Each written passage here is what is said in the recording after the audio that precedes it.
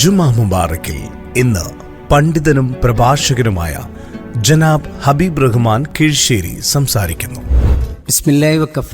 പ്രിയമുള്ള സഹോദര സഹോദരിമാരെ, കരുണാവാരിധിയായ പടച്ച തമ്പുരാൻ്റെ കരുണാകടാക്ഷങ്ങൾ നമ്മിലേവരിലും സദാ വർഷിക്കുമാറാകട്ടെ.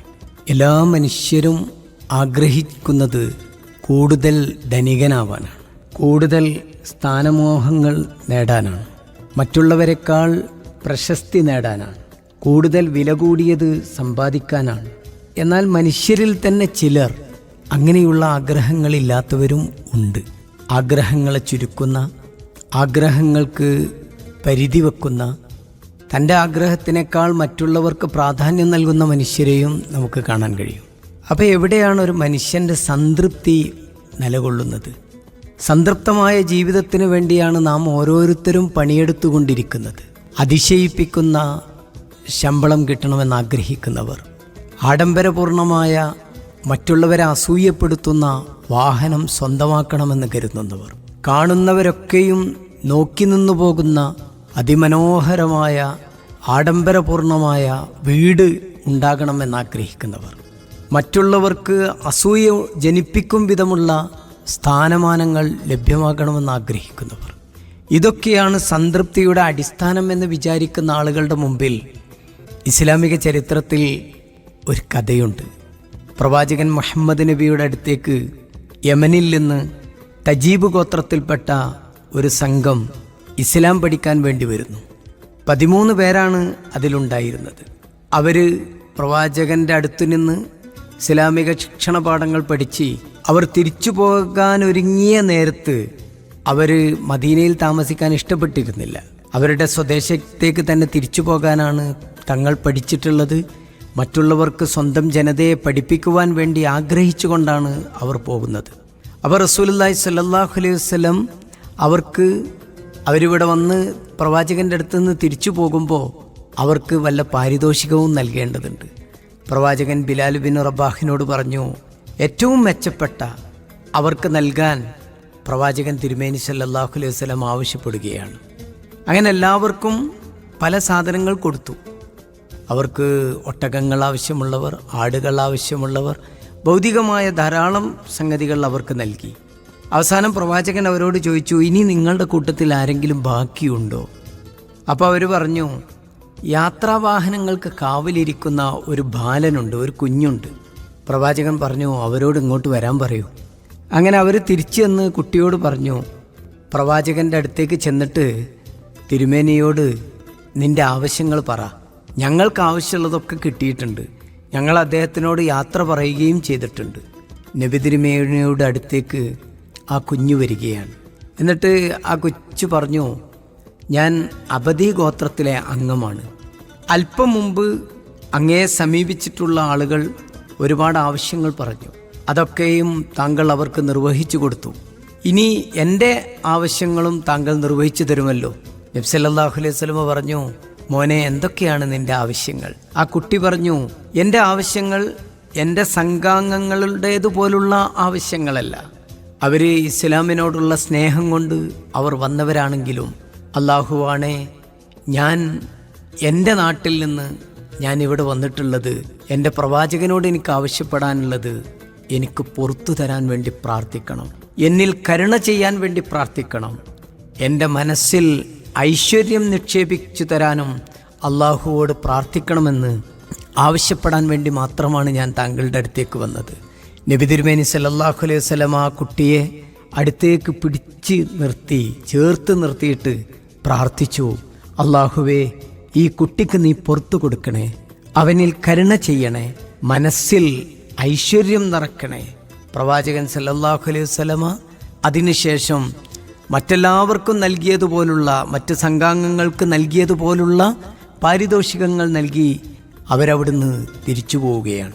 കുറേ കാലങ്ങൾക്ക് ശേഷം പ്രവാചകൻ ഹിജറ 10-ാം വർഷത്തിലെ മദീനയിൽ വെച്ച് ഹജ്ജിന് വന്ന സമയത്ത് നബി സല്ലല്ലാഹു അലൈഹി വസല്ലമ ആ സംഘത്തെ കണ്ടുമുട്ടുകയാണ് മക്കയിൽ വെച്ച്. ആ സംഘത്തെ കണ്ടുമുട്ടിയപ്പോൾ നബി സല്ലല്ലാഹു അലൈഹി വസല്ലമ ചോദിച്ചു, നിങ്ങളോടൊപ്പം പണ്ട് എന്നെ സന്ദർശിച്ച ഒരു കുട്ടിയുണ്ടല്ലോ, അവനെവിടെ?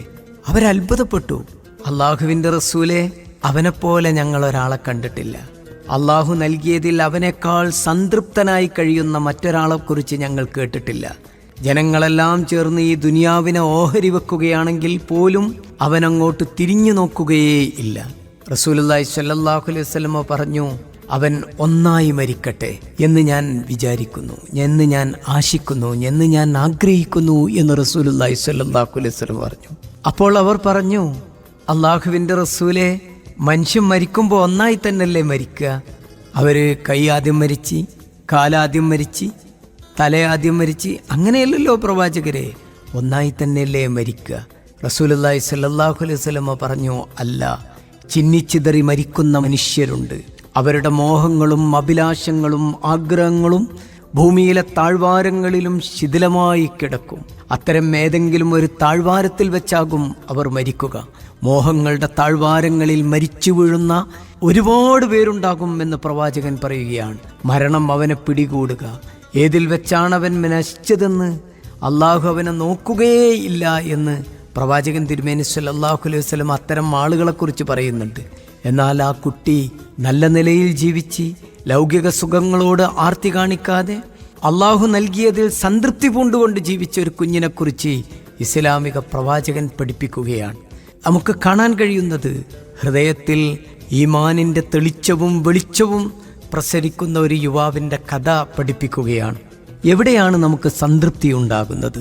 സംതൃപ്തി ഭൗതികമായ സുഖസൗകര്യങ്ങൾ നേടിയെടുക്കുന്നതിൽ നിന്നാണ് എന്ന് നാം വിചാരിച്ചു പോകരുത്.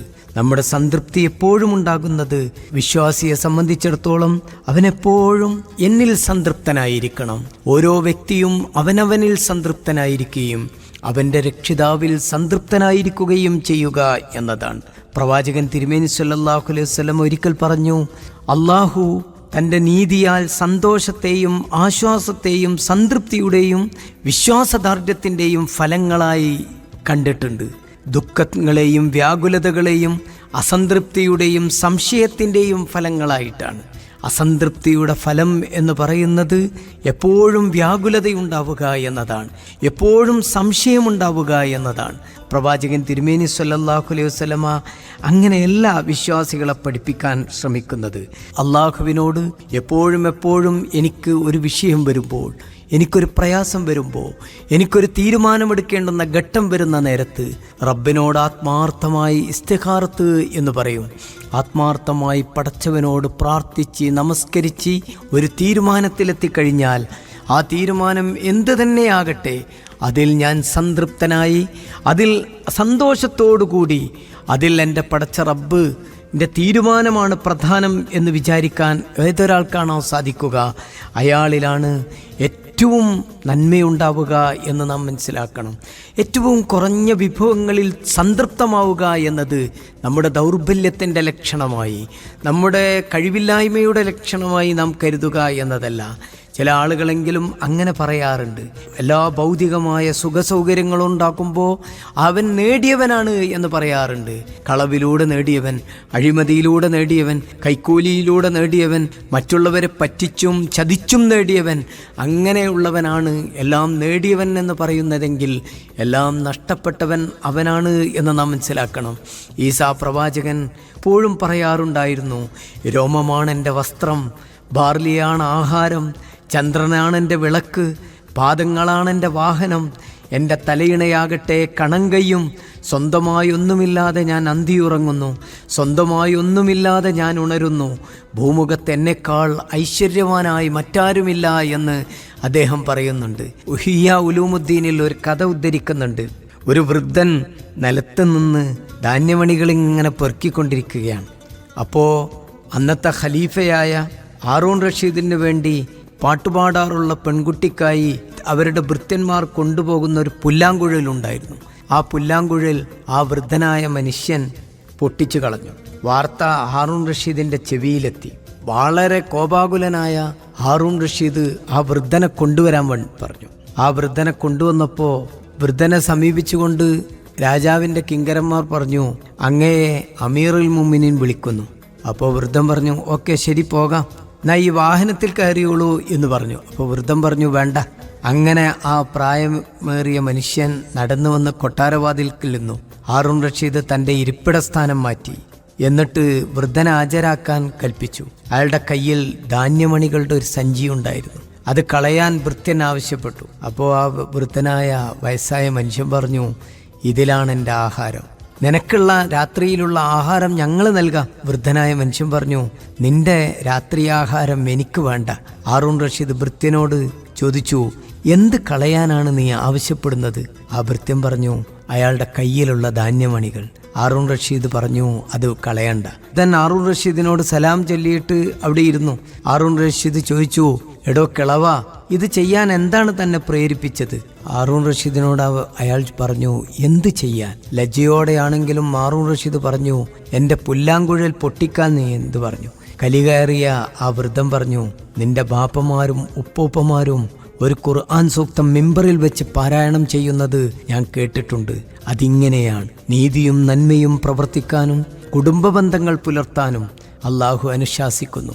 മ്ലേച്ഛതയും നിഷിദ്ധവും അക്രമവും വിരോധിക്കുകയും ചെയ്യുന്നു. ഞാനൊരു മ്ലേച്ഛത കണ്ടു, ഞാനത് വിലക്കി.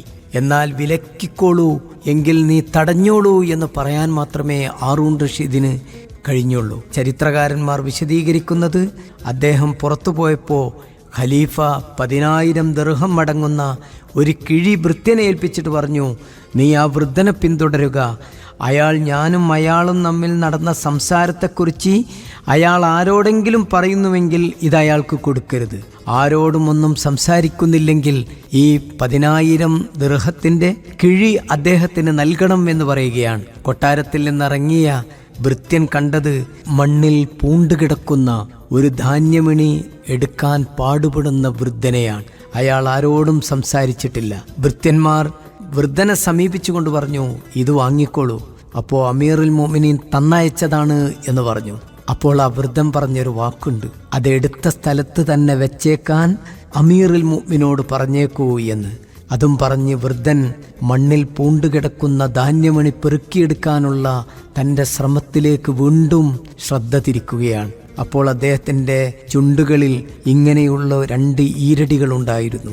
ഭൗതിക വിഭവങ്ങൾ കൈവശം വെച്ചിട്ടുള്ള ആളുകൾക്ക് അത് വർദ്ധിക്കുന്തോറും ദുഃഖം വർദ്ധിക്കുന്നത് ഞാൻ കാണുന്നു. അതിനുവേണ്ടി അവർ മാന്യന്മാരെ നിന്ദ്യരാക്കുകയും നിന്ദ്യന്മാരെ മാന്യരാക്കുകയും ചെയ്യുന്നു. നിന്റെ കയ്യിൽ ആവശ്യത്തിൽ കവിഞ്ഞ് വല്ലതുമുണ്ടെങ്കിൽ ആവശ്യത്തിനുള്ളത് കഴിച്ച് ബാക്കി കളഞ്ഞേക്കൂ. മണ്ണിൽ കിടക്കുന്ന ധാന്യമണികളിൽ സംതൃപ്തി കണ്ടെത്തുകയും ഖലീഫമാരും രാജാക്കന്മാരും നൽകുന്ന ലക്ഷ്യങ്ങൾ സ്വീകരിക്കുവാൻ വിസമ്മതിക്കുകയും ചെയ്യുന്നവരിലൂടെയാണ് സത്യത്തിൻ്റെ വചനങ്ങൾ ഉയർന്നു പൊങ്ങുക എന്നും സിദ്ധാന്തങ്ങളും പ്രത്യയശാസ്ത്രങ്ങളും വിജയിക്കുക എന്നും മനസ്സിലാക്കാൻ നമുക്ക് സാധിക്കേണ്ടതുണ്ട്. അള്ളാഹുവിൻ്റെ വജസ്സുകളെ ഉയർത്തിപ്പിടിക്കുവാനും നന്മകളെ സ്ഥാപിച്ചെടുക്കുവാനും അതിനുവേണ്ടി പണിയെടുക്കുവാനും ആയിരിക്കും. അങ്ങനെ നന്മകളെ സ്ഥാപിച്ചെടുക്കാൻ പറ്റുന്ന ഏറ്റവും നല്ലവരുടെ കൂട്ടത്തിൽ പടച്ച തമ്പുരാൻ നമ്മെ ഉൾപ്പെടുത്തുമാറാകട്ടെ.